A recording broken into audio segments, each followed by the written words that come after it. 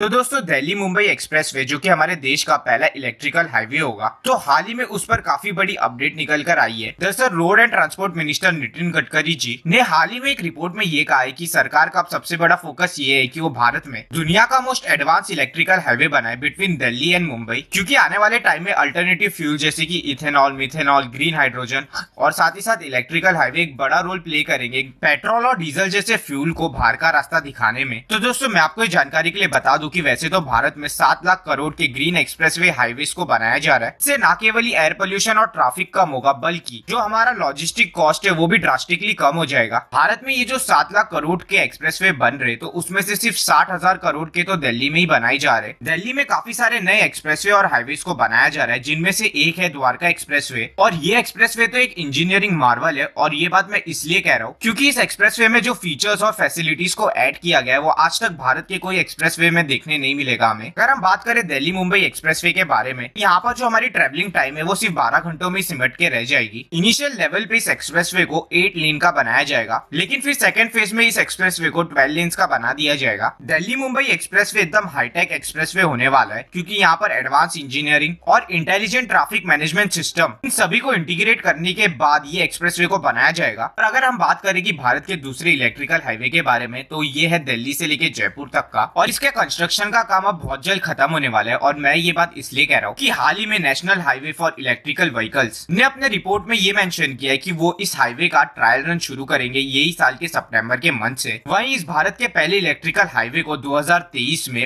पूरी तरीके से ऑपरेशनल कर दिया जाएगा। तो मैं आपको जानकारी के लिए बता दूं कि ये जो एक्सप्रेसवे होगा वो 278 किलोमीटर लेंथ में होगा। चलिए अब बात करते हैं दिल्ली मुंबई और दिल्ली जयपुर इलेक्ट्रिकल एक्सप्रेसवे के बारे में थोड़ी डिटेल में। फैक्ट नंबर 1, तो इन दोनों ही एक्सप्रेसवे में हमें एक इलेक्ट्रिकल लेन अलग से देखने मिलेगा। तो दोस्तों मैं आपको जानकारी के लिए बता दूं कि इस तरह के इलेक्ट्रिकल लेन्स को लाने का आइडिया तब आया जब नितिन गडकरी जी एक बार स्वीडन गए थे और उन्होंने वहां पर इलेक्ट्रिक हाईवे के कॉन्सेप्ट के बारे में सुना, और साथ ही साथ देखा भी कि जो ट्रक्स थे वहां पर वो किस तरह इलेक्ट्रिकल लेन का इस्तेमाल करके चल भी रहे थे, साथ ही साथ चार्ज भी हो रहे थे, और ये दोनों ही काम वो काफी ज्यादा इफेक्टिव तरीके से कर रहे थे। साथ ही साथ इन इलेक्ट्रिकल लेन की वजह से कितना ज्यादा कॉस्ट कम हो जाता है। तो ये जो इलेक्ट्रिकल एक्सप्रेसवे भारत में बनाया जा रहा है, तो इसमें हमें हर 25 किलोमीटर के डिस्टेंस में एक चार्जिंग स्टेशन मिलेगा। अगर हम इस तरह के इलेक्ट्रिकल लेन्स को भारत के सभी एक्सप्रेसवे में बना दे, तो इससे तो भारत में इलेक्ट्रिकल व्हीकल का जो इकोसिस्टम है वो अपने आप ही बन जाएगा। तो चलिए अब बात करते हैं लॉजिस्टिक कॉस्ट के बारे में। आखिर इस एक्सप्रेसवे की वजह से लॉजिस्टिक कॉस्ट कैसे हमारा ड्रास्टिकली कम हो जाएगा। अगर हम डेटा की बात करें तो हमारा लॉजिस्टिक कॉस्ट 8 से लेकर 9% तक कम हो जाएगा। पूरे लाइफ टाइम में हम 1 लाख करोड़ रुपीस की लॉजिस्टिक कॉस्ट को सेव कर लेंगे इन एक्सप्रेसवे की मदद से। साथ ही साथ एक रिपोर्ट के अनुसार हम 32 करोड़ लीटर